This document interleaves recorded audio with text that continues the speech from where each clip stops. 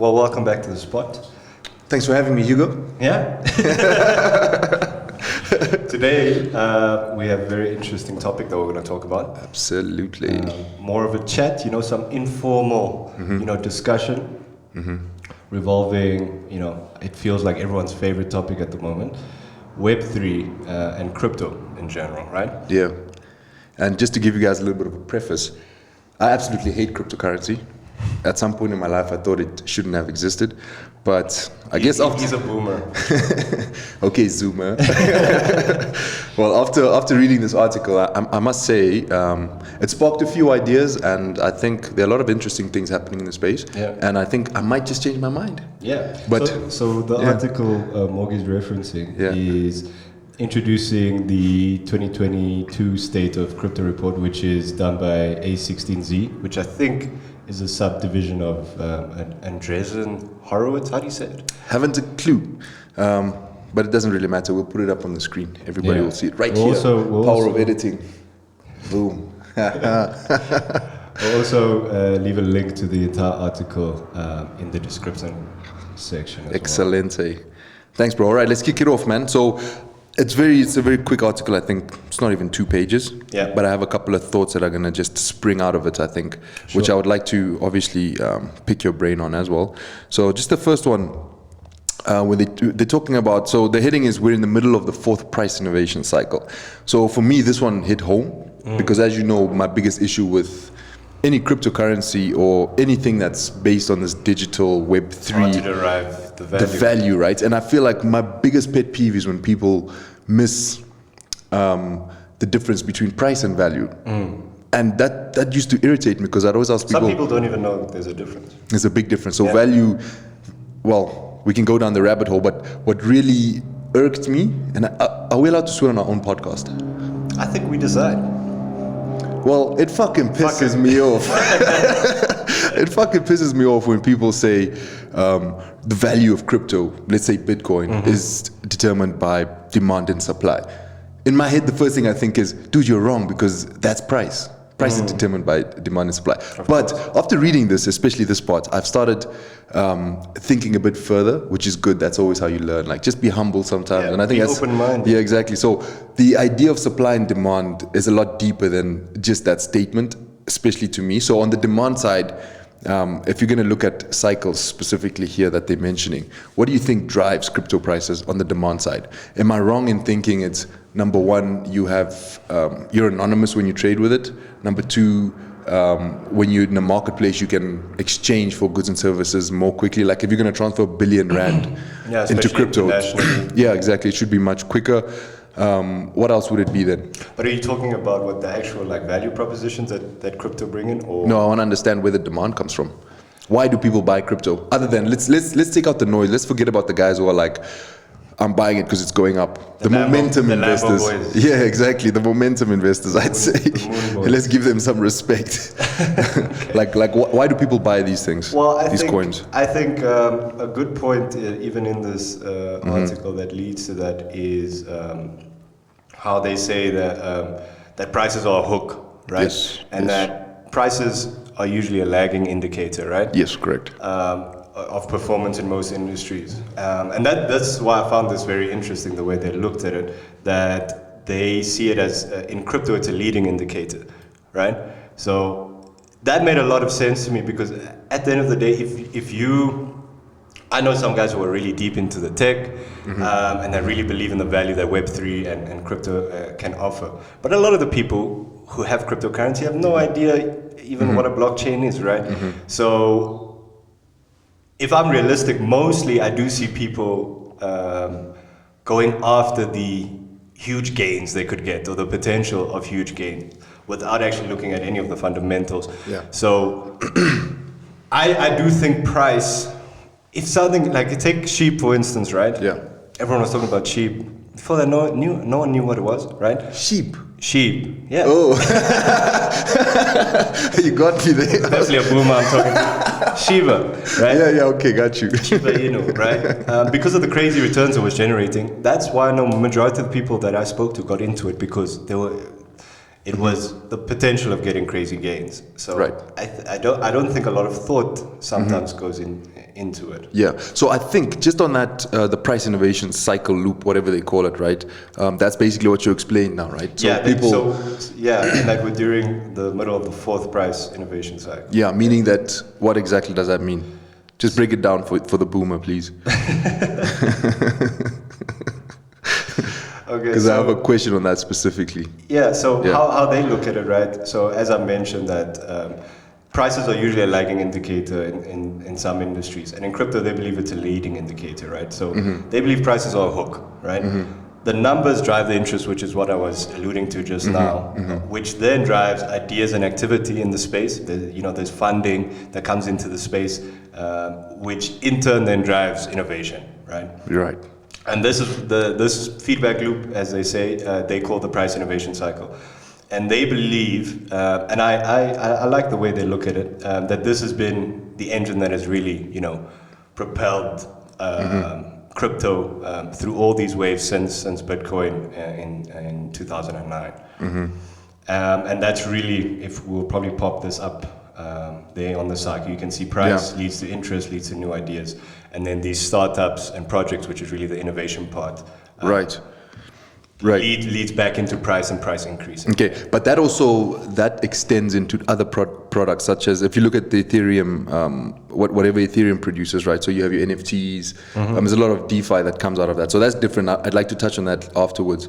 But I think just on crypto as an investment, which is very close to my heart, because obviously I love investments, bro, and this triggered me. Yeah, you're an investment professional. Expert.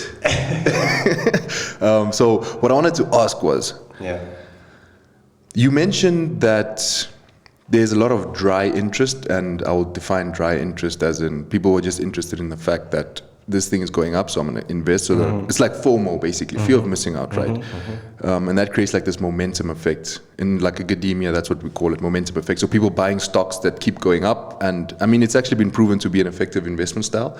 So I wouldn't say it's nothing, but there's one thing I wanted to ask you about, and it's this whole talk about how cryptocurrency is a hedge to inflation. It's something that I'm struggling with right now. So you yourself, in your personal capacity, you've actually been a crypto miner, correct? Yeah. You've done that, right? Ethereum, yeah. So what are the input costs into mining crypto? Ethereum, right? Yeah. Yeah. So, well, basically, you need, in the most basic sense, the more computational power you have, the better, right? Because those solves algorithms, right? That then validate transactions, right? And then every miner for validating transactions or a block then receives a reward, 1 Ethereum when a new ETH is minted, right? So you basically need a lot of computational power to solve these difficult algorithms that then validate these transactions, right? Yeah. Right. So there must be a strong correlation between inflation and your mining ability, because I'm assuming you're going to put in electricity. Your input costs are going to increase with inflation. It's going to be very. It's not like something like. Yes, it is. It will. The cost of mining will definitely increase. If inflation increases. Yeah. Okay. So for me, do you know what sold it on me when I was just sitting yesterday? I was sitting in my bed and I was just thinking, wow, crypto. Am I ever going to invest in this? This is the one thing that came to my mind and was like, maybe.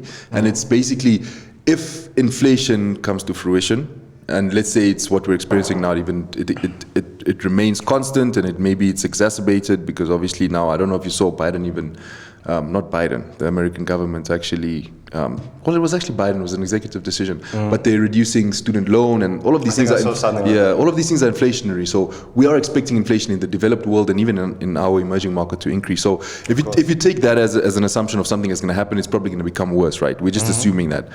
Then it's going to become more expensive for miners to mine. Yeah.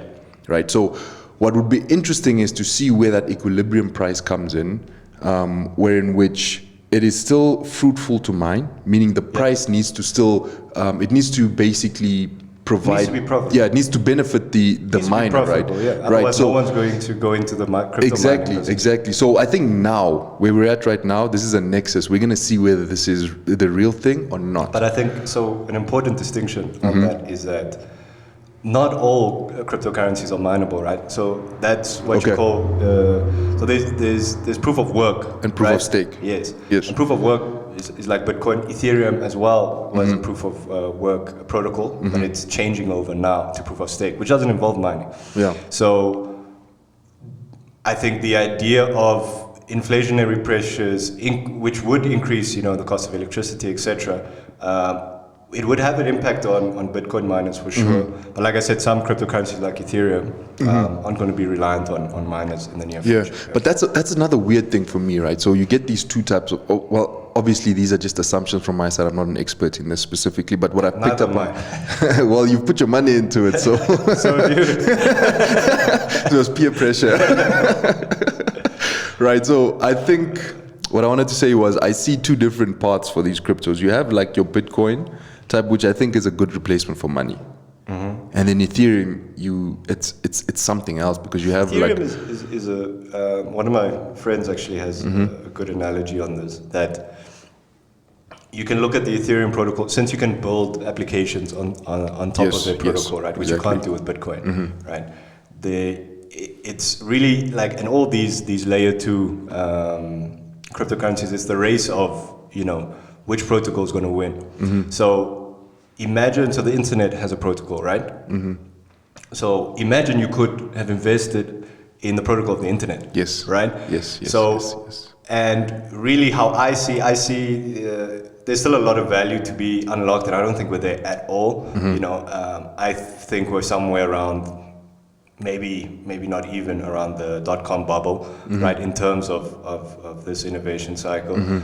Because money is just getting thrown everywhere. The value is starting to get created, but it's not really something of substance just yet. We're starting to see it, but yeah. Yeah, no, I hear you. But you know what's difficult for me, especially when people compare it to the .com and talking about, you can invest into you could have invested into the internet protocol. It's like, we don't really invest into the internet, do we? We invest into offshoots of it. So you have a company that's linked to it. You have social media. You have but that's the difference. So that's Web 2, right? But with Web 3, where there's this underlying currency in it, Ethereum, right? For instance, if you can, the price per se is set to go up. If Ethereum becomes the most used protocol, which it already is, to build decentralized apps on, and the next Facebook or Google of Web3 gets built on top of Ethereum, that is where I think you're going to see you're going to see a high demand for Ethereum, right? Okay. And that should drive an increase in price. Okay, cool. So I think we should actually wrap up this first point, but what I want to do is just before we move on, I'm going to give you a summary of what I think is important in terms of just the pricing aspect of it, and then you can also give me your view, and then we can move on to the next one. So you can correct me if I'm wrong, but I think, and these are all a priori assumptions, we haven't done any work, there's no empirical evidence, but I think from what it looks like to me is that, or from what I'm hearing from you specifically, is that your network size is important, and your ability to provide returns above and beyond your input costs, right? And then that's the one side, like Bitcoin, like these money type of cryptos. And on the other side, you have web-based applications. And it seems like if you look at Ethereum as an example, your network size, again, becomes another indicator that should be important. Yeah, network effects are extreme. So it seems like the more people are on a cryptocurrency, the more people who use it, the better it becomes. Or more valuable in a sense. The price seems to be following that. I would agree with that. Okay, cool. So that's what I took from it. There's something new that I've learned, and I think it's quite important. And I think it's cool to see that even between two different cryptocurrencies, a Bitcoin type, which I look at as money, and Ethereum, which I look at as a web-based application. The size is what matters. That's what you want to gun for, right? In determining its value. So you can go ahead and tell me what you think, and then we can move on to the next one. Yeah, so I actually wanted to pick on something that you said, especially the link between inflation. So a big part of the philosophy of crypto was it's a hedge against the traditional financial system. And I think the correlation stuff is interesting, right? I'm not sure exactly what it is right now, but when like the S&P 500 and stuff were taking big dips, so was and all the tech stocks, so were the cryptocurrencies. So then people were like, oh, but is this actually really a hedge against the traditional financial system? And it's the same with inflation. It will be very interesting to see if crypto is actually anti-inflation. Yeah. No, that's something I'm keeping my eye on for sure. But yeah, in terms of the price and the value thereof, I do really agree with this with the cycles that they have here. I think you saw, a couple of years back in 2017, right? There was the big boom of the ICOs, right? Initial coin offerings. That's when you got in. Yeah, and well, actually, but even after that. So, and now we've seen the same thing where price has drawn people in during that time. There was quite a bear market up until I think 2020, 2021. And slowly these projects started building interest again. So the NFTs started coming out. People started using that. That built interest again, new ideas, and these innovations then led to price increasing, maybe too much so, right? And I think now we're going again. Yeah, no, it's interesting. It almost covers or moves into behavioral finance. So if I see Hugo is like he's beating inflation, he's buying houses with his crypto. I'm buying it, and that's literally what I did. I was like, yo, these guys are making money. My stocks ain't doing shit. So that's why I actually got into crypto. I mean, your value stocks probably did a lot better during this. Yeah, well now, yeah. But remember, value stocks could be anything. You know, Apple could be a value stock. Yeah. As soon as the price dips, it could be a value stock. So it doesn't mean that I don't invest into tech. I actually enjoy it. Okay. Yeah, these type of reports tickle me. Sweet. Let's go on to the next point here. So just make sure we're on the same page. We're going to the second insight, right? Yeah. So Web3, Yeah. much better for creators than Web2. So before we do anything, I wanted to ask you, why are we on YouTube, Facebook, and Instagram if they are Web3? It's not at that scale yet. Okay. So there are a lot of startups that have tried to do like a decentralized version of YouTube, Instagram, etc. None of them have really gotten the traction yet, and I don't see any of. Well, you know, I'd probably be wrong, but I'm not sure the companies even exist that are going to be the next Facebook, Instagram, or YouTube. Yeah. But I mean, maybe I'm misunderstanding it, but Web3 platforms now, right? What it does is, because it takes so little of what you earn or the views, I'm not too sure how that works, but let's just assume you get some type of income, right? That incentivizes you to basically have your own type of social network. Let's say you're a Trump. Could you put your stuff on some type of an NFT marketplace? You're a what? Donald Trump. Oh, I'm just thinking of somebody who's controversial, who has a lot of views. Yeah. But actually, Kim Kardashian would be better. Probably drive more views. Yeah, exactly. So you never know. Let's say you're Kim K, right? And you put all your social media, everything on this NFT, and people can only access you through that.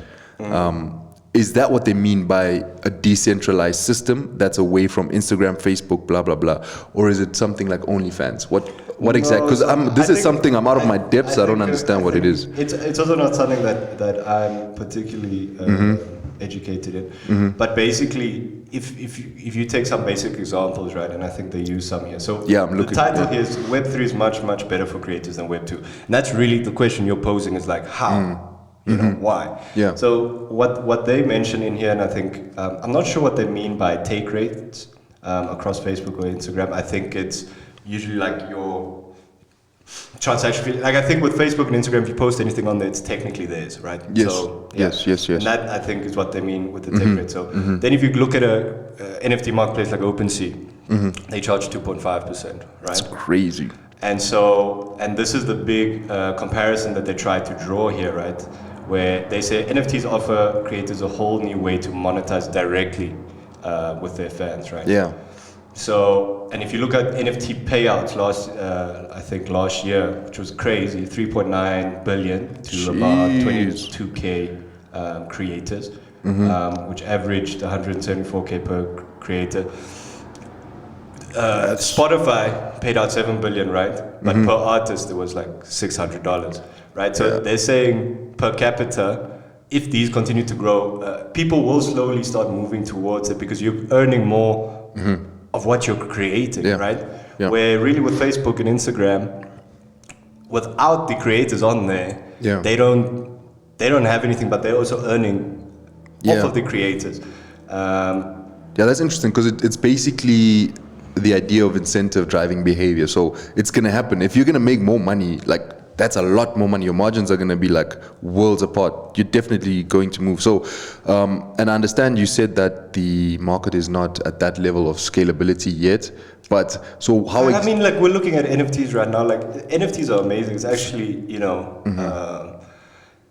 what we see as NFTs and what you might think of CryptoPunks, all this stuff, you know, NFTs can be anything, you know, it can be a book, it can be a piece of music, and it's basically just digital ownership. Right. And rights on that. And you can also program in royalties and stuff like that. So, for instance, if you made a rap album, right, about value investing, and your fans wanted to buy it, you could make that album into an NFT. By proving they bought your album, they could have access to your value investing conference for free. Yeah. They can also still get royalties on reselling, right? So it's just a shift to how I see it, and I think it's still very early days, but it's a shift of power coming, and this is the whole decentralized thing, right? Yeah. Power giving back to the creators, them earning more of a fair share from this. And if you think Spotify and Instagram and Facebook opened up a lot to creators. Before that, you needed a label, you needed great production, you needed to be on TV. If you look what we're doing, right? Yeah. So it's already opened it up more. I think this is just the next kind of step. Right. So then just to bring it home to Namibia quickly, how do you think, like, because obviously now we're speculating, you said it's early days, but let's be creative about it. How do you think this could actually change our country? Or continent? Do you have any ideas around that? Because I think, do you know what one big issue we have in this country is funding. Not just this country, I think in Africa in general. Like, we have so many great opportunities, but we don't have foreign direct investment flowing in. Main reasons, it's not easy to do business here. Like, you need time to just open a business here. Exactly. And then everything is paper-based, it's a mess. It's inefficient, and also the uncertainty, like we have NIF that's currently, it just like hangs around. So what happens is government would say these things and then they would retract. But that doesn't mean the consumer's going to be like, oh no, it's okay. You guys are probably going to do it in 6 months or 7 months, and that's going to cook us, right? So I think products like this, if you have an NFT which allows anybody in the world to be able to put money in and take it out whenever they want to, without regulation, it seems like it's a good way to funnel capital to projects within Africa, especially Namibia. I really like what you're saying there. I think so too. It's like it's just it's breaking down the barriers to entry. That's how I see it, and that's how I saw how I see what YouTube did, what Spotify has done, and streaming has done for artists. You can be independent now. I think this is the next step in there, and I think it makes it easier for people to be entrepreneurs, or to you maybe if you have a good NFT and a fan base of 1,000 people, and that's how you distribute your music or your art. That could keep you afloat way more than if you had 1,000 fans and you have to go on Spotify. You're broke. Yeah, exactly. Exactly. So I think that could definitely have a big impact. Yeah. Exciting times. I'm gonna watch it closely. Like I said, man, I'm about to be like a crypto goon. Right? NFTs, everything. Cool. That segues nicely into the next point, number 3. Crypto is having a real world impact. Okay, talk to me, Hugo. All right. So, like they said here, like creator payouts are just one example of crypto's benefits that we're starting to see, right? This was a very interesting segment that they put in here. They talk a lot about DeFi, right? So they say consider the current financial system, right? There's a lot of unbanked people. 1.7 billion people in the world don't have bank accounts, according to the World Bank, which is crazy. Yeah. So they say this is driving a demand for decentralized finance because where is this now? Because it's serving the underserved and unbanked populations, and a lot of those people, everyone these days, almost at any level of income, has a smartphone. Almost now, it's become so cheap. So that opens up a lot. And so this is basically the sentiment that crypto offers a shot at financial inclusion. What do you think about that? No, bro. You know what? I'm more of an idealist. All my ex-girlfriends know this. That's actually the biggest thing I've been criticized on. You're so idealistic, live in the real world, John. Fuck that. Anyway, because I'm idealistic, this is how I think about this. I was literally, and I'm pretty sure, I have to reference this, I don't know where I picked it up from, but I heard, this is not my original idea, I heard it somewhere, I probably tainted it a little bit, but I think it's a really cool idea nonetheless. And this person was basically suggesting that if you think about a country like China, let's forget about China. Let's say you're a big tech company. Let's say Hugo Enterprises has started, right? You want to capture the next population of entrepreneurs. Like you want to capture and have them in your pocket and get them into your system, right? If you think about launching some type of a decentralized some type of DeFi, right? Or even a crypto. Let's do crypto, it'll be easier. Let's say you want to launch a crypto coin, right? You target Africa, where most of the young people are. That's where the future business people are going to come from, because everybody is aging in the rest of the world, and that's just a fact. Yeah. How do you get people how are you going to incentivize Africans to use your coin above their currencies? Let's just say their fiat currency? Yeah, let's say you're in a perfect world in which you can trade this currency very easy. There are no regulations. Even Pick and Pay down the street would use this crypto. But how do you incentivize people to move away from the Namibian dollar into something more digital like a crypto? Well, I think a lot of people would say like marketing, which is not the answer. I think people are going to use something and people are very sticky with what they use. Yes. Right? But people are going to use something if the benefits really outweigh the old way of doing things. So a big thing that I've always focused on, which one of my ideals that I see happening with crypto, is the remittance market. So the remittance market is crazy. If you look at international finance flows, it was a couple of years back when I actually read this, so I don't know how accurate it was, but it's something like 40% of all international finance flows that come into Africa are literally people sending money back to their family. Yeah. That makes sense. Yeah. 40%, that includes all trade, everything. It's a crazy number, right? Yeah. We know if you send money offshore, it takes a lot of time. Yep. It's expensive, right? You have to go through SWIFT. It's already cheaper to do this via crypto. So I think reasons like that. Yeah, of course. Yeah. But you know what I was thinking, right? Let's say you're Xi Jinping, right? Chinese Communist Party, you're a big man, you have a lot of firing power behind you, and I'm pretty sure you've picked up on the trend where China basically gives out development loans to check if the time is still good. They give out developing loans to African countries. They know they can't pay them back, and they're basically captured. It's basically a conspiracy theory, whatever. We're not going to delve deep into that. Yeah, but if you take a lot, the whole belt thing. Yeah. Exactly. So if you take that exact business model, right, and you say, this is our crypto, we're going to give this to young African business people at an interest rate much lower than what your banks are giving you. Take these loans, trade in this currency. That's going to create a social impact, and the next generation of business people are actually going to be trading in that crypto yuan, whatever you want to call it, right? Or even Apple could do the same thing, or any type of company. I think the issue with that, and it comes back down to what we were speaking about earlier, is price and value. You need that thing to be stable. Yeah, I mean I think if you think about crypto, that's one of the biggest problems. Nobody knows how to value it specifically. Yeah. So I'm gonna work on that. I'm gonna work on that. No, not trying to solve. I'm solving it. I'm in the process. Okay. Yeah. So, but we're gonna move on to some of these statistics. I think they're very interesting. Hugo. Yeah. Well, one of these, which we'll throw up as well, is the DeFi would represent the 31st largest US bank by total assets under management, which is mad, right? So right under Signature Bank, obviously the top is JP Morgan Chase. And it's still not huge money. I mean, what that's about, can't really see on this, but like under 1 trillion. Yeah. So, but they say so. It's almost as big as American Express. Yeah, which is crazy. Yeah, that's huge. Put into perspective. HSBC Bank doesn't look much bigger. Morgan Stanley. Yeah, that's pretty big. Yeah, and I think it's early days. So continuing on this the sentiment of crypto already making a real world impact. One of these companies, so Sound, which is a decentralized platform, basically cuts out the middlemen. Like we said, allowing artists to monetize directly from their fans. So that is like how I see the new version of what Spotify could be in the future. Not Spotify itself, but that's where things are going to. It's going to this decentralized nature and cutting out even more middlemen, which I think is positive for everybody, for all creators, whatever you do. Yeah, let me play devil's advocate, right? Do you think it's always good to cut out the middleman? Because let me give you a bit of a preface.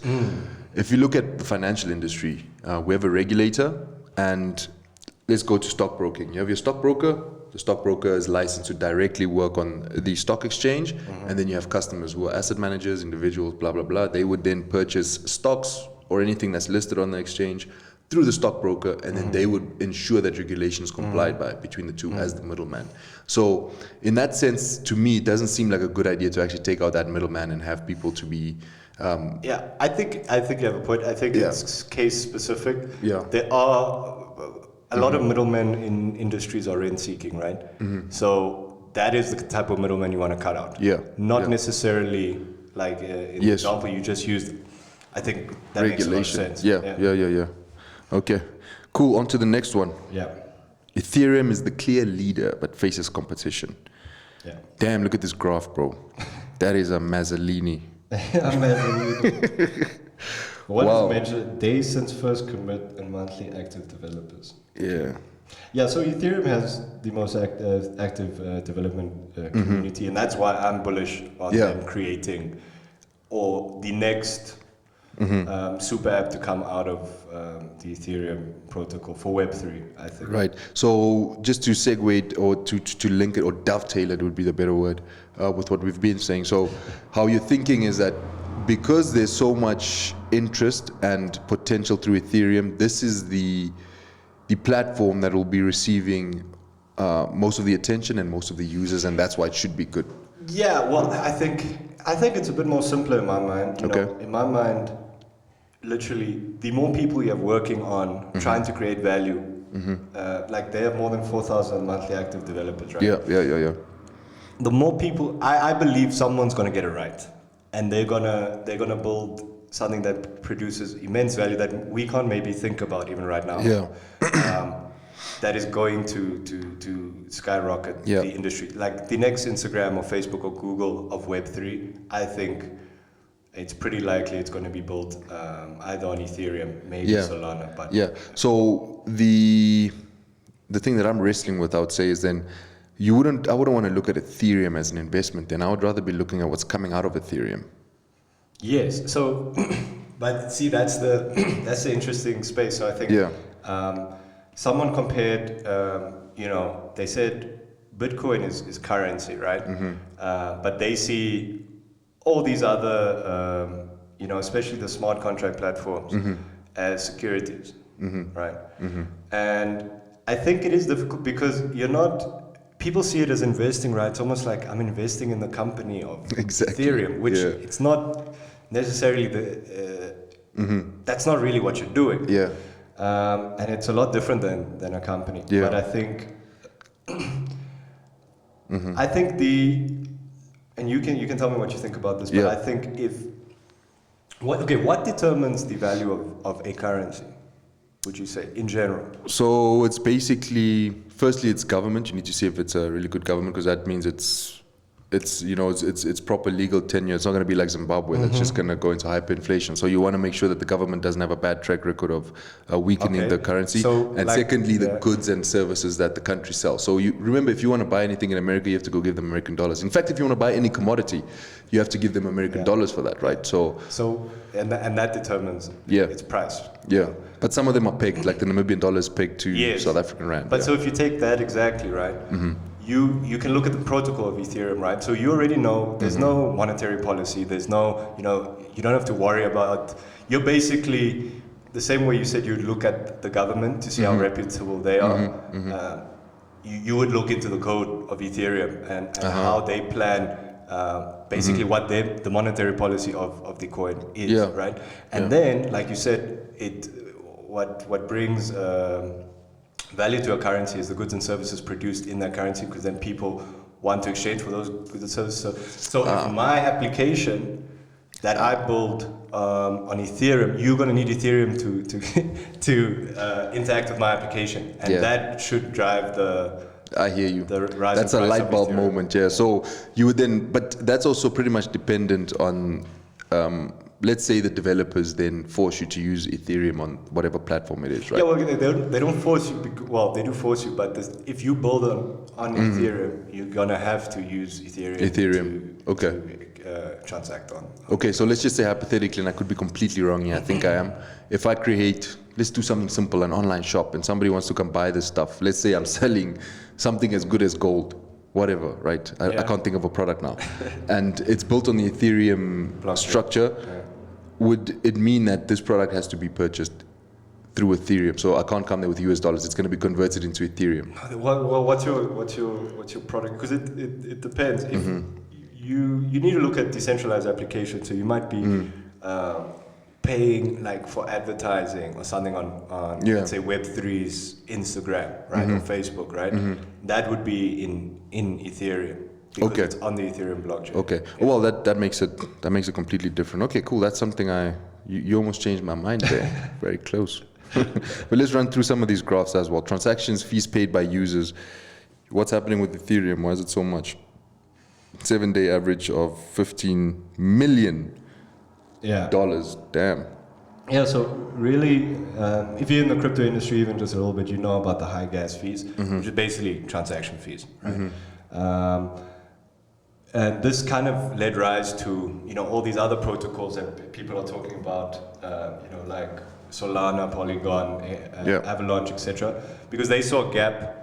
They were like, okay, we can, if we decrease transaction fees, people are paying an absorbent amount in transaction fees on Ethereum. We can get developers to come over to our platform because there'll be less fees, etc. Right? The thing with Ethereum is people still pay those gas fees. And that's really, I think they mentioned it in this article as well. So they say Ethereum's popularity is a double-edged sword, right? So this is where stuff becomes technical, even it's out of my depth, right? Okay. But like Ethereum, like they say here, has prized decentralization over scaling. So this is a scaling issue, high gas fees. It's not good, but you want to keep that core decentralization, right? It's the same with there were forks with Bitcoin and stuff as well, where Bitcoin's pretty slow. It can only do a certain amount of transactions, right? Yeah. And so there was the Bitcoin Cash fork. So, like these others, like I mentioned, these new blockchains have been able to swoop in and attract users with better performance, lower fees, right? But some say that's at the cost of security. And that's where it gets very, I think, technical in terms of like the actual code. Yeah. But basically, Ethereum is sticking to keeping something as secure as they possibly can. Yeah. And people are still paying the gas fees and interact with it quite a lot. Yeah. All right. I think just moving on to the next point, which I think is what the crux of this matter is that it's definitely still early days, and that's pretty much evident. A lot can change. Yeah, this was I think probably my favorite part. Yeah, for sure, for sure. So take us away. What exactly piqued your interest? So I've always used the analogy. I mean, it's an analogy that a lot of people use, but they use the boom of the internet and kind of equate that to what's happening in crypto. And a lot of people speak. The .com bubble was a big thing, right? Anything like during that time, if you just had .com in your company name, you're getting billions of funding. Right? Yeah. I think the biggest IPO during that time was a company called Pets.com, right? I don't even know what the valuation was. It was crazy. And do you use Pets.com? The only company that was listed during the .com bubble that's still around. This was before Google, Facebook, everything. Is Amazon. Yeah. Okay. Right. So I see that like where there's so much noise in this industry, right? There's so much. I don't think the projects are there yet. Right? Yes. But so this is. I liked how they put it here. So let me just read here. But so they estimate there's between 7 million and 50 million active Ethereum users today, right? And this is based on various on-chain metrics. So if you use the analogy of the early commercial internet, right? That puts us somewhere around 1995 in terms of development, right? Yeah. And the internet reached 1 billion users by 2005, right around the time Web 2 started taking shape amid the founding of Facebook and YouTube, right? So that's very interesting. It's a very strong trend as well. But you know what sold it for me? A very simple idea is that we're currently at the nexus where you can, as an individual creator or a company, somebody small, you can literally compete with YouTube, Facebook, Instagram. Lord knows how you're going to do it, but the possibility is there. And I mean, we've seen that. If you think about podcasts, if you think about just YouTube channels, I don't watch television. I don't even have DSTV. I don't have cable, as Americans would say, And I think having lived through that and seeing that it's possible is a good thing. And I think behaviorally, a lot of people are going to be motivated to actually challenge a lot of the status quos. And me, myself, I think Africa's biggest downfall is we have poor governance, we have poor regulators. Yeah, and if you have institutions they failed us. Yeah. They have 100%. And this is not just a local issue. This is a whole African issue. I think the whole continent struggles with it. And I think this type of trend, it's exciting because it puts the potential back into the hands of African youth. And I'm telling you, we have brilliant people here. I've met people from all over the world, and a lot of people look down on Africans, but the smartest people I've met in my hometown.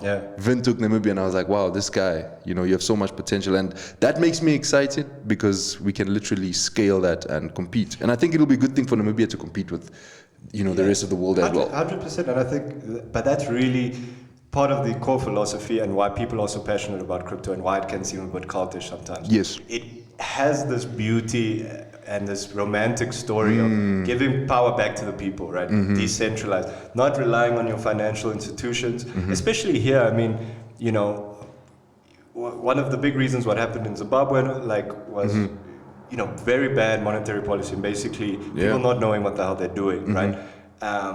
And your money, your savings are tied to that, right? Yep. And so they failed people. That might not be the case necessarily in first world countries or whatever where their institutions are better. But here, people don't always have that. If you're in Venezuela, right?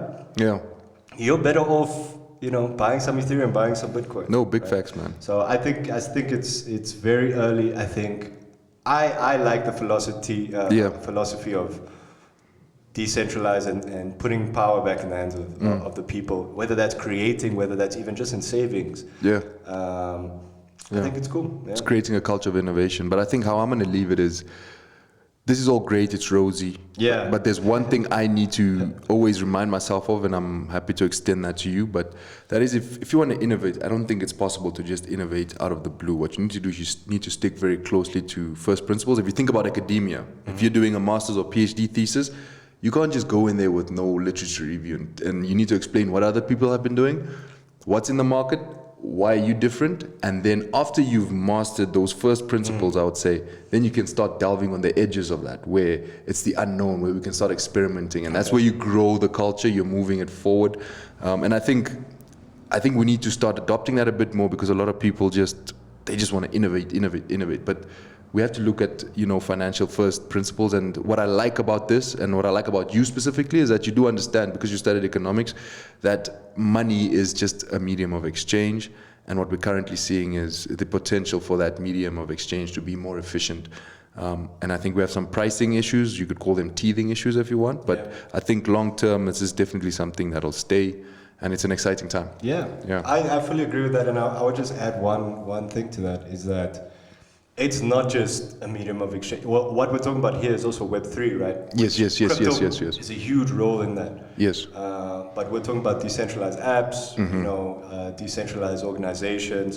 There's a lot of cool things people are trying, and I'm very excited to see where this stuff goes. And I think if I could give any advice to people, and I used to give you a lot of grief if you hate on crypto or Web3, is because be excited about it, and have a genuine interest in it. Because it's exciting times, and why would we want to be against anything that would create more value potentially? Let's see what happens. Yeah, maybe be a part of it. I think that's even more important. Yes, and I think the more you get into it, the more you like you said, you used to be completely against it. Now you're like, Yeah, I'm a crypto goon. Cool. So I think more people should have a Say less, my Brody. That was a good session. Appreciate it. Let's do this next week again. See y'all.